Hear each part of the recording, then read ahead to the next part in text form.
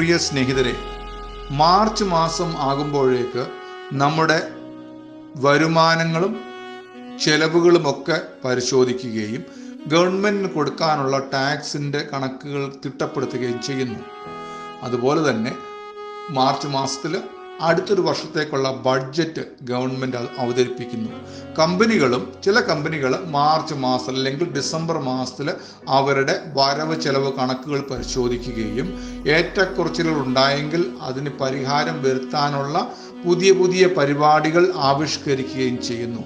ഇനി മെയ് മാസമാകുമ്പോഴോ മഴക്കാലം വരുന്നു എന്ന് മനസ്സിലാക്കി കൃഷിക്കാർ അവരുടെ കർഷക വൃത്തിയിൽ ഏർപ്പെട്ടിരിക്കുന്നിടത്ത് എന്തെല്ലാമാണ് മാറ്റങ്ങൾ വരുത്തേണ്ടത്, വളമിടേണ്ടതുണ്ടോ, പുല്ല് പറിച്ച് കളയേണ്ടതുണ്ടോ, അല്ലെങ്കിൽ മറ്റേ മഴക്കാലത്തേക്ക് വേണ്ടിയ ചെടിക്ക് വേണ്ടി പരിചരണങ്ങൾ കൊടുക്കേണ്ടതുണ്ടോ എന്നൊക്കെ കണ്ടുപിടിച്ച് മനസ്സിലാക്കി അതിന് വേണ്ട ക്രമീകരണങ്ങൾ ചെയ്യുന്നു.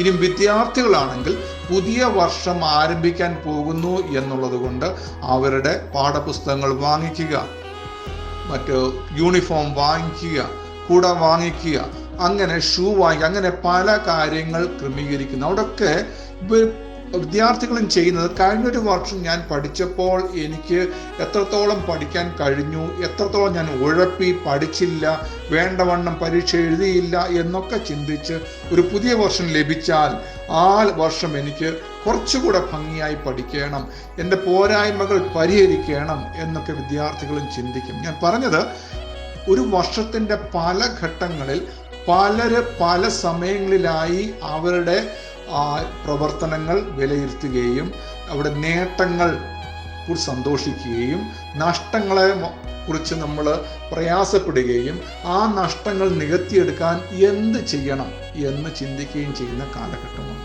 അങ്ങനെ പലപ്പോഴും നാം ചെയ്യുന്നു എന്നതുപോലെ നമ്മുടെ ജീവിതവും നമ്മുടെ സ്വഭാവവും നമ്മുടെ ഇടപാടുമൊക്കെ ഇതുപോലെ പരിശോധിക്കണം. കാരണം നമ്മളെ വളരെ ശ്രദ്ധയോടെ നമ്മളെ ഓരോരുത്തരെയും വീക്ഷിക്കുന്ന നമ്മുടെ ദൈവം ഓരോ ദിവസവും നോക്കുന്നുണ്ട്, ഓരോ നിമിഷവും നോക്കുന്നുണ്ട്. നമ്മുടെ ഒരു സംസാരം തെറ്റായ രീതിയിലാണ് എങ്കിൽ അതും ദൈവം കേൾക്കുന്നുണ്ട്. നമ്മുടെ പ്രവർത്തനങ്ങൾ തെറ്റായ രീതിയിലാണെങ്കിൽ അതും ദൈവം കാണുന്നുണ്ട്. ഈ നല്ല സംസാരവും നല്ല പ്രവൃത്തിയുമാണെങ്കിൽ അതും ദൈവം കാണുന്നുണ്ട്. ദൈവത്തിൻ്റെ കോടതിയിൽ നമ്മെ കൊണ്ട് നിർത്തിയാൽ അവിടെ നമുക്ക് പറഞ്ഞ് രക്ഷപ്പെടാൻ ഒരു മാർഗവുമില്ല. കാരണം സകലവും അറിയുകയും കാണുകയും ചെയ്യുന്ന ദൈവത്തിൻ്റെ മുൻപിൽ നമുക്ക് ഒരു ഒഴികഴിവും പറയാനൊക്കത്തില്ല. ദൈവമേ, അതെനിക്ക് കഴിവില്ലായിരുന്നു, ഞാനത് അറിയാതെ ചെയ്തു പോയി, അല്ലെങ്കിൽ ഞാൻ ചെയ്തില്ല എന്നൊക്കെ പറഞ്ഞ് രക്ഷപ്പെടാൻ ഒരു മാർഗവുമില്ല. തെറ്റ് ചെയ്തെങ്കിൽ അത് തെറ്റ് ചെയ്തു എന്നുള്ളത് ദൈവത്തിന് വ്യക്തമായിട്ട് അറിയാം. നാം ചെയ്യുന്ന പ്രവൃത്തികളൊക്കെയും ദൈവത്തിൻ്റെ സ്മരണ പുസ്തകത്തിൽ എഴുതി വയ്ക്കുന്നു എന്ന വേദപുസ്തകത്തിൽ വാക്യമുണ്ട്. എന്താണ് അതിൻ്റെ അർത്ഥം? നമ്മുടെ പ്രവർത്തനങ്ങൾ, നമ്മുടെ സംസാരങ്ങൾ, നമ്മുടെ ചെയ്തികളൊക്കെ ദൈവം സൂക്ഷ്മം വീക്ഷിക്കുന്നു. ഒരു വീഡിയോ ക്യാമറയിൽ എങ്ങനെ റെക്കോർഡ് ചെയ്യാൻ പറ്റുമോ അതേപോലെ ദൈവം ഇതൊക്കെ റെക്കോർഡ് ചെയ്യുന്നുണ്ട്. അതുകൊണ്ട് ഒരു കാരണവശാലും കള്ളം പറഞ്ഞ് രക്ഷപ്പെടാൻ ദൈവത്തിൻ്റെ മുൻപിൽ സാധ്യമല്ല എന്നുള്ളത് നാം അറിയണം. ഇനി ദൈവത്തിൻ്റെ കോടതിയിൽ നമ്മളെ വിസ്തരിച്ച് നാം ഓരോ ദിവസവും ചെയ്യുന്ന പ്രവൃത്തികൾക്ക് ദൈവം നമ്മളെ വിധി പറഞ്ഞ് നമുക്ക് നന്മയാണോ തിന്മയാണോ, ശിക്ഷയാണോ സ്വതന്ത്രമായി വിട്ടയക്കുകയാണോ അനുഗ്രഹമാണോ എന്നുള്ളത് ദൈവം ഓരോ ദിവസവും തീരുമാനിക്കുന്നുണ്ട്. ബൈബിളിൽ ഒരു വാക്യം ഇങ്ങനെ എഴുതിയിരിക്കുന്നത്, ചിലർ താമസം എന്ന് വിചാരിക്കുന്നത് പോലെ ദൈവം തൻ്റെ വാഗ്ദത്തം നിവർത്തിപ്പാൻ താമസിക്കുന്നില്ല.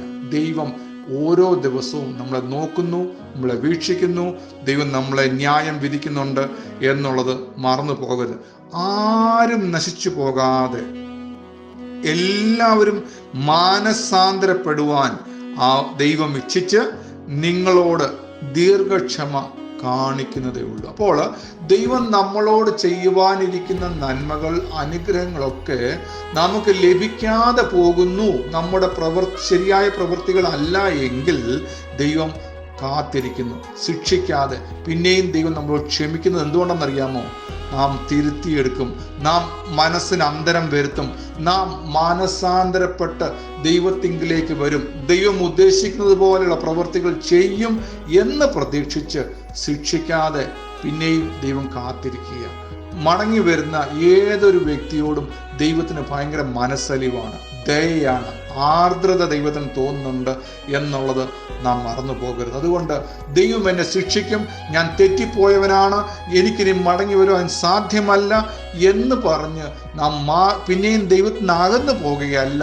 ക്ഷമിക്കുന്ന, മനസ്സലിവുള്ള, കരുണയുള്ള ഒരു ദൈവമാണ് ഞാൻ സേവിക്കുന്ന എൻ്റെ ജീവനുള്ള ദൈവം എന്ന് മനസ്സിലാക്കി നാം മടങ്ങി വരുമെങ്കിൽ ദൈവം നമ്മളെ മാർവോട് അണയ്ക്കുവാൻ, പിന്നെയും ചേർത്ത് നിർത്തുവാൻ, ദൈവത്തിൻ്റെ അനുഗ്രഹം പ്രാപിപ്പാൻ നമ്മളെ പിന്നെയും യോഗ്യരാക്കും എന്നുള്ള കാര്യം മറന്നു പോകുന്നത്. അതുകൊണ്ട് ചിലർ വിചാരിക്കും താമസിക്കും, ദൈവം ഒന്നും ചെയ്യുന്നില്ല എന്നല്ല.